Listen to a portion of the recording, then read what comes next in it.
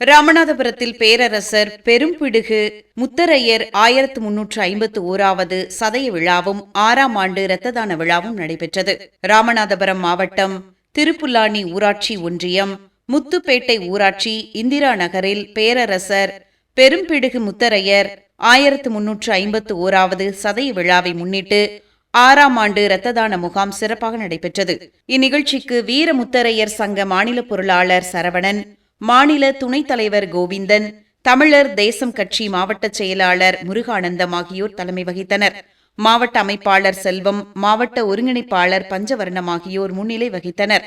இதில் வீரமுத்தரையர் சங்க செயலாளர் ராசு உள்ளிட்ட மீனவர் கூட்டுறவு சங்க தலைவர் முத்துவேல், இந்திரா நகர் தலைவர் மாரியப்பன், தமிழர் தேசம் கட்சி கீழக்கரை நகர் அவைத் தலைவர் செல்லையா, மீனவர் அணி ஒன்றிய செயலாளர் பாக்கியம், முத்தரையர் நகர் கருப்பையா மற்றும் பெரும்பிடுகு முத்தரையர் சங்க நிர்வாகிகள், தமிழர் தேசம் கட்சி நிர்வாகிகள் திரளாக கலந்து கொண்டனர்.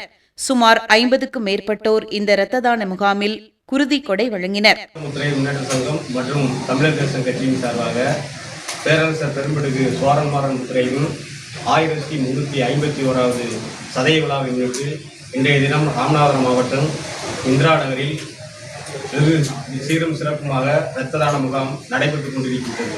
இந்த முகாம் தொடர்ந்து 6ஆம் ஆண்டாக இந்த விழாவை நடத்தி கொண்டிருக்கிறோம். இதில் கிட்டத்தட்ட இதுவரை 20 நபர்கள் இரத்த தானம் கொடுத்துள்ளார்கள். கிட்டத்தட்ட ஒரு 50 நபர்களுக்கு மேல் இரத்த தானம் தொடர்பு கொண்டு உறுதியளிக்கிறோம். இது தொடர்ந்து ஒவ்வொரு ஆண்டும் மன்னர் சதய விழாவிற்கு தொடர்ந்து செய்வோம் என்று கூறிக்கொள்கிறோம்.